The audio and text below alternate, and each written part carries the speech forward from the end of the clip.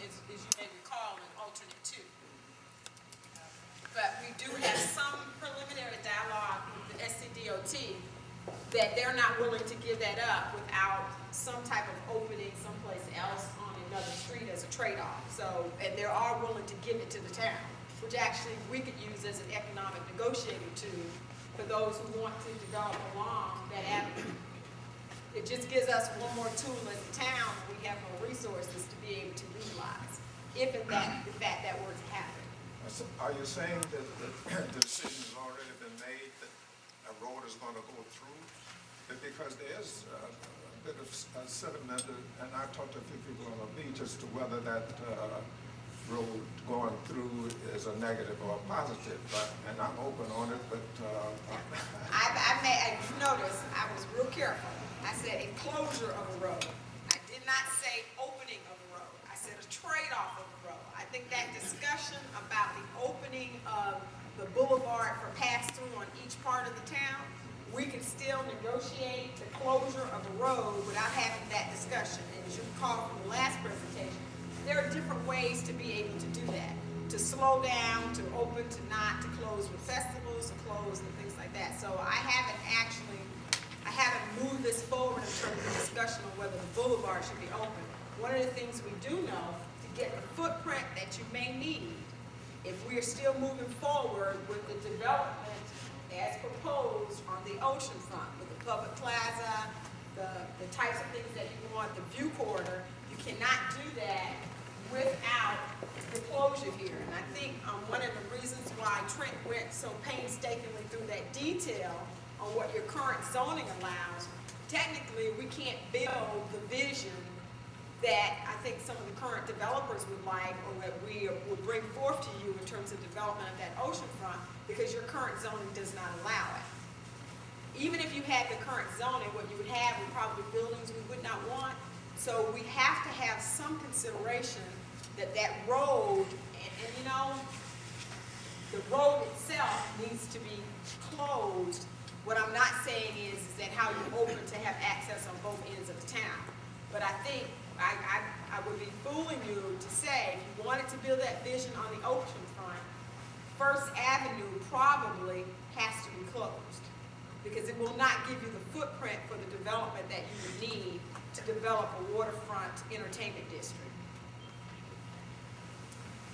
And I agree, it's still up for discussion, but that discussion I don't think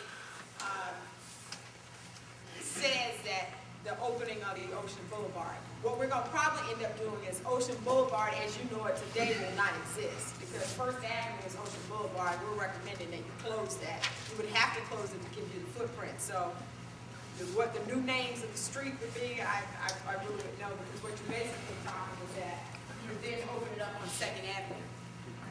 One point I'd like us to be very, very mindful of, if we close First Street, that we should look at it from the folks that's going to be doing all the work on the front there, the height restrictions. I think that he's going to address those. That gives the town a lot to deal with, people that's doing that work.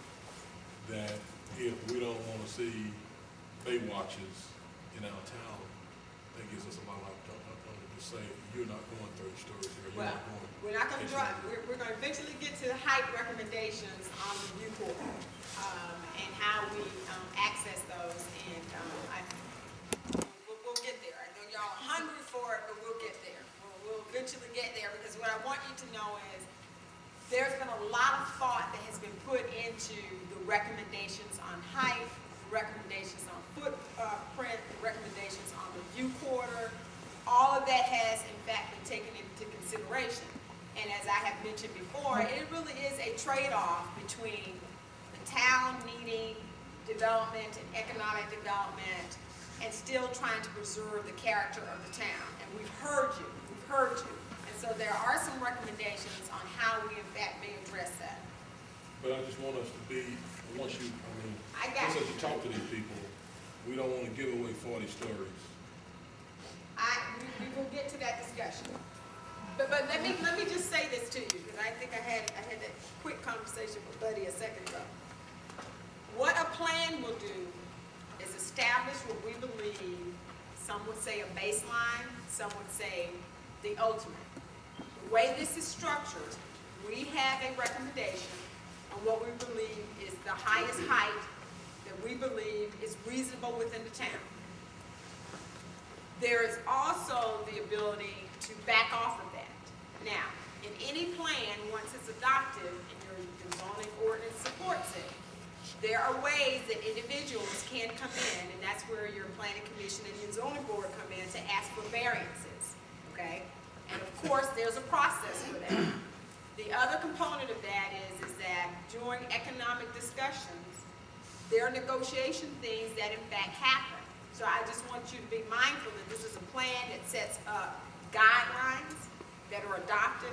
If you go beyond those guidelines, there are legal ways that you have set up in your community to be able to address those. So I hear what you're saying.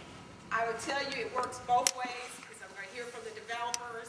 They don't like where we're stopping at and giving density bonuses.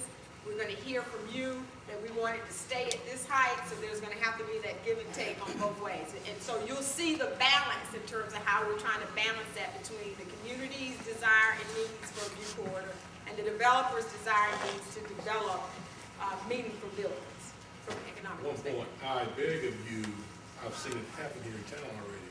We set up boards in town, and those same boards of people that live here sign off on stuff that really shouldn't be done.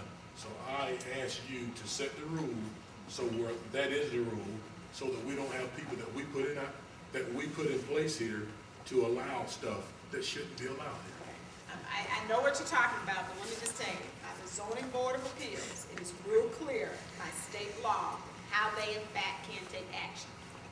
So sometimes what we feel should happen versus what they can legally do are sometimes different. I just want to tell you that. But what we're going to hear from you today, when you see this proposal, are going to be what's being recommended, and we'll listen to you today in terms of how we want to do that. And we're handling, but it's a balance on both sides. It's your desire to have a view corridor and limitations on height. It's a developer's ability to develop something that's economically feasible and viable for them. There is in fact a trade-off, but I don't want you to be misled that once the plan is done and any developer comes in, and while our plan says no more than 20 stories, you do 16, if you get these things done, we'll consider going to 20, that if they come in and want 25 stories, people can request that. The question is whether or not as a town you're going to allow it on an exception basis. And I just want that to be clear, because I don't want you to be misled, because there is what I call a process that allows that. Now they can be turned down. During economic development, you can negotiate those things. They still come to a council to be approved and adopted. So I just want to tell you. That's what I'm afraid of. I want to